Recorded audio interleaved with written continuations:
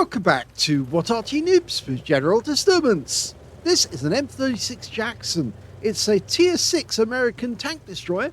It's located on the east spawn of Studzianki, and it's under the command of Darkjester72 of the SCAV clan. Now, he's a tank with a 90mm gun, so he's capable of doing 240 alpha, and he'll penetrate with standard shells, but he's actually, yes, he is loading standard shells. 160mm pen with standard. With the APCR, that goes up to 243, and with the HE rounds, he's capable of 320 alpha and 45mm pen. Okay, it's based on the M4 hull, but it was basically a much lighter version of the M4 than the M4 because it had less armor.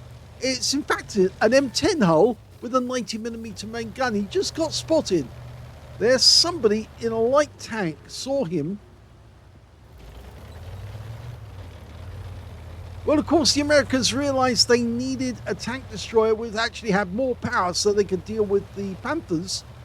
And this was their answer. They made 2,324 of these between November of 1943 and September 1945. He got spotted again. It is basically an M10 hull, but it's got the AT gun M3, which of course is 90mm. It can't mount the 105mm as the M10 does, but it is specifically a tank destroyer, not a medium tank. However, Darkjester does like to play this like a medium tank.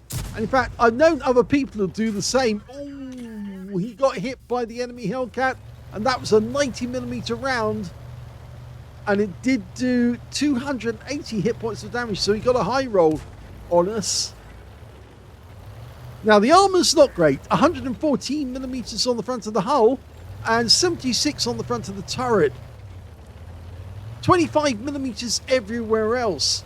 This tank actually will retain its camo if you use a camo net, and he is using camo net and binos, but it will retain its camo.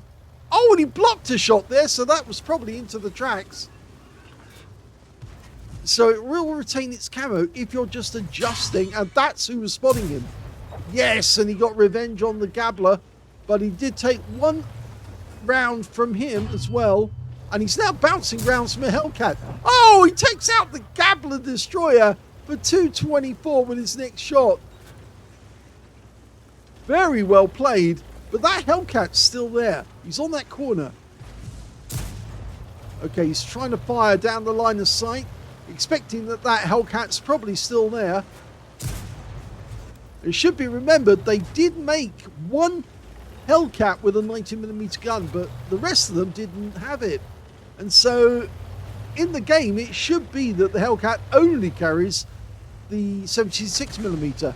And you can see that the Hellcat just knocked a tree down as well. He just knocked a tree down. He's still there. Hello. And that's a high roll for 244. We pop out again and put another one into him. And he did fire back, but here comes the VK. We're still reloading. Oh, hit the front of the vehicle, but it bounced off. But the VK is now one shot, so if we go through the bushes, we should be able to take him out. He's down to a 1, and he's gone. Somebody else got him. Now that T-52 is going to be permanently spotting us, and oh, that was the enemy Arty. In this case, that was the M44, I think.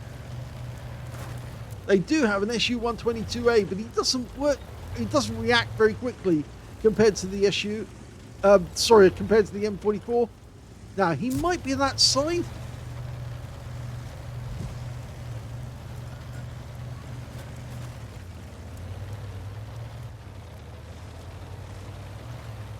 Okay, we're going to work on the basis that he is still on that corner. In fact, he's now been joined by an Achilles. And that's got a 17-pounder. Basically, that's the same hull as this one, except it's just got the 17-pounder anti-tank gun, which is very, very good. Same one as in the Firefly. Very capable. And he's out the game. 3 shots. Unfortunately, the T-52 just took out our Cromwell. So we... Oh, no, best to go. That's it. Third person on this. And he does go down to the S35CA, the bathtub. I think he got a little overconfident there. You have to remember the bathtub does carry some pretty strong guns. Not just the 90mm, but I think they do have, if I remember correctly, the 105mm as well, which can do a lot of damage very quickly and got high pen. But of course the T-52 doesn't have much armor anyway. Now we don't know where the enemy is on this side. Oh, we've just found one. It's a Wolverine. He's just behind that hill. T-34 shielded's going in from one direction, will go in from the other. He uses a one shot, but he dies before we can get a shot on him. Now T-34 shielded isn't taking fire from any other enemy tanks. Oh, there is the Arty there. There he is. One shot. Yep, all it takes. We probably were spotted though. The enemy are down to just 5 tanks now. He's waiting for the T-78 to spot for us.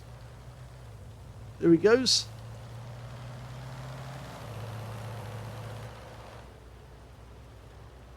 It's a tier 6 game with tier 5 tanks in it. And the T-78's found their T-25 TP. One shot at distance, hits the turret, takes him out.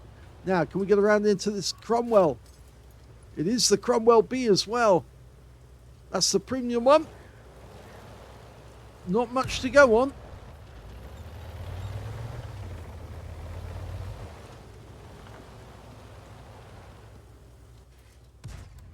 Now, yes, connects. Got a high roll for 249 and potential high caliber. There's only 3 enemies left.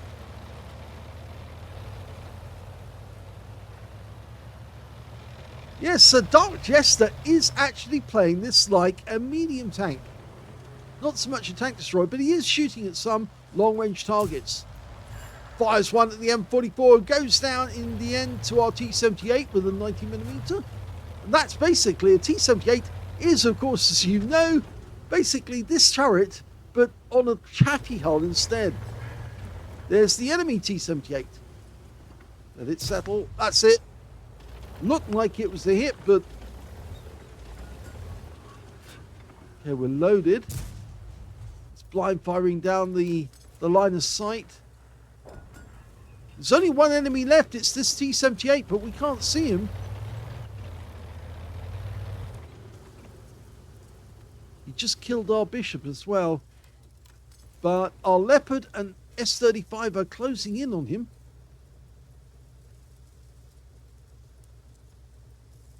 He's somewhere up there. There he is. Oh, hit the frontal armor. And he does go down in the end to the KV-2 with a nuke. And that's the end of the game. Here's the end of battle stats. And that's the first class tank for Darkjester72 of SCAV in the Jackson. He managed to get a fire for effect for doing more damage than the hit points of his own vehicle. He got a bruiser medal for getting at least 5 critical hits. In fact, he got 7 in this one. And he also got the high caliber for dealing the most damage in that game overall. And his win rate was 6,815, which is Super Unicum standard and a bit more. Let's have a look at team score. Well, he got the highest damage with 2,386 hit points, with the second highest going to the T-78, the last enemy alive. He got 2,019, so he was a little terror to our team. He's the only one who managed to get over 1,000 on the enemy team. In fact, Darkjester was the only one to get over 1,000 on his team as well. Would you believe it? When it came to kills, it was the T-78 on the enemy team. He got 5 kills out of that one. 3 kills went to Darkjester and also to the T-78 on his team. 2 kills went to the KV-2 and the bathtub. And on the enemy team, their Panzer IV Ausführung H got 2 as well. When it came to base XP, yep, Darkjester got that one as well. So technically, he's got 2 out of 3, missing on the number of kills because that went to the T-78. And he got 996 out of that one. 957 went to the Churchill 3, and 628 went to the T-78 on his team, who picked up a Pascucci's medal because he must have killed both enemy SPGs. Now, I thought that we killed the Su-122, but I guess we didn't in the end. Let's have a look at that. We hit him, but we didn't kill him. We did get one penetrating shot, but it must be the T-78 got the kill shot just at the last moment, just after we fired. The kill went in and the T-78 claimed it. So both of us fired at basically the same time, but he picked up the kill. So anyway, going back to the details, we can see that he fired 21 rounds, got 15 direct hits on the enemy, 12 penetrations, and 2,386 hit points, of which 977 were at more than 300 meters. So just about, well, half of the damage, not quite to half. But anyway, some of those shots that he didn't penetrate, that's, I think, because he did hit the front of the vehicle on one of the shots, I think it was their Hellcat, actually, wasn't it? That he actually bounced off the frontal armor, which was amazing. He also managed to receive 5 hits from the enemy, 3 penetrations, 2 non-penetrations. One of those hit the tracks, and 1 hit by way of splash damage from the enemy M44. 460 hit points of damage blocked by armor, 1 enemy vehicle spotted, 8 enemy vehicles damaged, 3 kills, so missed out on a Confederate by 1 tank. 450 hit points of damage assist or spotting assist in that game. On a premium count, he made 69,044 credits profit from that game, including 40,000 for a mission completion and 10,458 experience points, including 8,964 for another mission completion. So he was having a very good day. So yes, you can play tank destroyers like medium tanks. The only danger, of course, is that they have such thin armor that you could take a lot of damage unintentionally if you come up against somebody who's got an autocannon or they've got a very high caliber gun and they decide to fire HE at you, knowing full well that you've got no armor, and that can become rather unfortunate. But yes, I have seen people play their TDs like medium tanks. In fact, one of them, Filipperino, used to play a Scorpion G like a medium tank, and the enemy gets one hell of a shock when they get hit by a 128mm round by a vehicle that's actually moving as if it is a medium tank. It is quite funny. Hope you enjoyed that replay. If you did, please give this video a like, and thank you for watching.